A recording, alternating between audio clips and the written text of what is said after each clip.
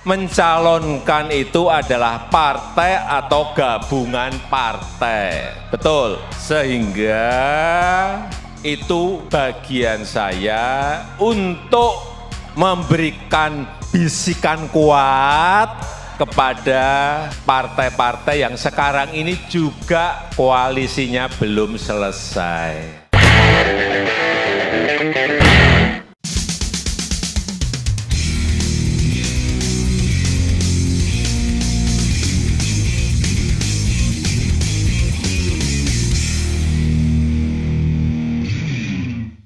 Saya itu terus-menerus ditanya begini, Bang, kayaknya Pak Jokowi itu ke Prabowo ya. Waduh, apa nggak bahaya tak? Gitu pertanyaan yang paling sering dan selalu bikin saya ketawa. Sejak lama saya itu mengamati cara berpolitik seorang Jokowi, bahkan saya pernah khusus bikin buku yang berisi tulisan-tulisan di media sosial tentang bagaimana Jokowi berperang. Judul bukunya Jokowi The Art of War, yang saya ambil pendekatan dari strategi-strategi jenderal perang dari Tiongkok zaman dulu yang bernama Sun Tzu. Dan memang langkah Jokowi itu kalau nggak jeli mengamatinya, orang akan bingung.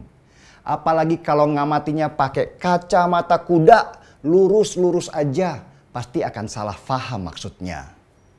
Saya bahkan dulu pernah menganalogikan langkah Jokowi itu sebagai bidak catur atau seperti langkah kuda yang nggak bisa ditebak ke arah mana geraknya dan tidak ada penghalang di langkah-langkahnya. Oke, saya coba beberkan sedikit ya analisa saya ke arah mana Jokowi itu melangkah, terutama menjawab pertanyaan banyak orang. Apakah benar Jokowi itu mendukung Prabowo? Pertama, kita harus tahu dulu alasan kenapa dulu Jokowi memasukkan nama Prabowo Subianto dalam kabinetnya sebagai Menteri Pertahanan. Jokowi itu ingin mengurangi polarisasi yang sudah terbangun sejak Pilpres 2014. Apalagi yang pada waktu Pilpres 2019, sesudah Jokowi diumumkan kemenangannya, Indonesia itu hampir saja rusuh. Itu karena banyak penumpang gelap di gerbongnya Prabowo, yaitu kelompok 212, HTI, dan FPI. Organisasi-organisasi yang ingin mendirikan negara kita sebagai negara khilafah. Apalagi Gerindra itu adalah partai besar yang sangat berbahaya kalau dipengaruhi oleh kelompok itu. Jadi ini murni alasannya supaya Gerindra dan Prabowo tidak ditumpangi. Dan ini strategi yang jitu. Coba bayangkan kalau Prabowo kemarin nggak dirangkul, waktu COVID kemarin di saat ekonomi kita anjlok dan hancur, bisa jadi mereka akan memainkan narasi dan propaganda untuk menurunkan Jokowi karena dianggap gagal dalam memulihkan ekonomi. Negeri ini bakalan ribut lagi. Yang kedua, ketika Jokowi merangkul Prabowo, kelompok 212, HTI, dan FPI itu akhirnya harus berpisah dengan inangnya. Mereka kalang kabut dan mengancam-ngancam Prabowo dan kabarnya mereka mau merapat ke Anies Baswedan. Strategi pisahkan Prabowo dan kelompok garis keras itu berhasil. Yang ketiga, dalam survei-survei kemarin muncul 3 nama yang terkuat, yaitu Ganjar, Anies, dan Prabowo. Di mana Prabowo pada waktu itu selalu ada di urutan yang paling buncit. Wah, bahaya ini, kelompok pendukung Anies akan menjadi besar. Dan Jokowi harus melakukan sesuatu untuk mendegradasi nama Anies Baswedan. Salah satu caranya adalah endorse Prabowo supaya namanya menguat dan mengalahkan Anies Baswedan. Jokowi berhasil. Bahkan nama Prabowo yang dulunya ada di nomor buncit sekarang malah berada di nomor 1. Anies yang tadinya nomor 2 di hasil survei di bawahnya Ganjar Pranowo melorot ke bawah dan partai pendukungnya pun mulai terpecah belah. Itu memang strategi Jokowi. Kenapa dia terlihat semangat banget endorse Prabowo sehingga Prabowo semakin dikenal masyarakat dan banyak yang merapat ke sana. Tapi catat ya, Prabowo juga tahu siasat Jokowi. Mereka menggunakan situasi itu untuk membangun propaganda di masyarakat bahwa Jokowi mendukung Prabowo. Maka dihembuskanlah berita-berita bahwa Jokowi sudah pasti ke Prabowo. Bahkan disebarkan gambar-gambar Prabowo bersama Jokowi yang muncul di baliho-baliho dan billboard-billboard di seluruh Indonesia dengan harga pasangnya itu sampai ratusan miliar rupiah tentunya.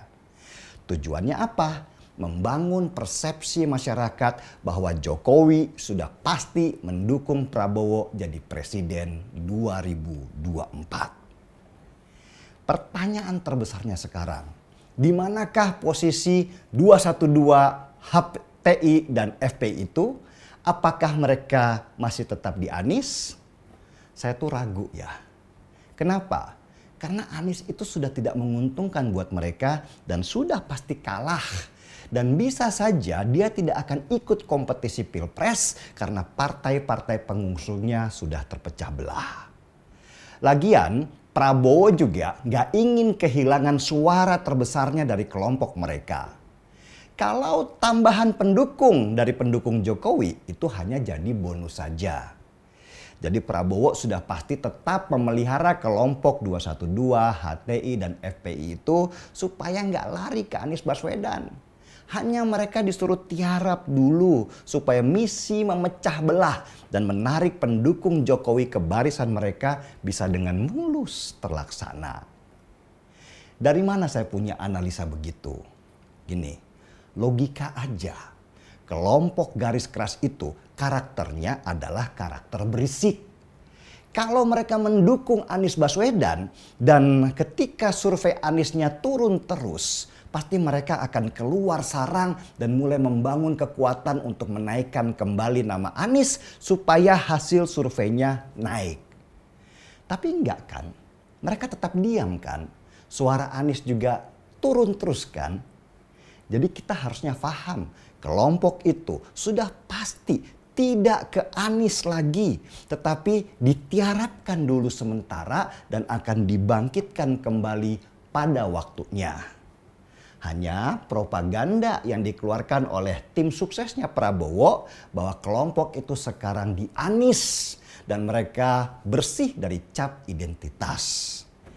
Ini permainan strategi yang cerdik dan halus sekali. Topeng-topeng ini nantinya akan kebongkar juga, tinggal tunggu saatnya. Yang sekarang terjadi, tiarap dulu sambil menunggu komando selanjutnya kapan mereka akan bergerak keluar. Jadi itu analisa saya, kenapa Jokowi terlihat mendukung Prabowo. Jokowi ingin singkirkan dulu Anies Baswedan di dalam pertarungan sehingga nanti hanya ada 2 paslon saja yang membuat pertarungan akan lebih murah karena hanya terjadi 1 putaran. Sudah paham? Mari kita seruput dulu kopinya kawan.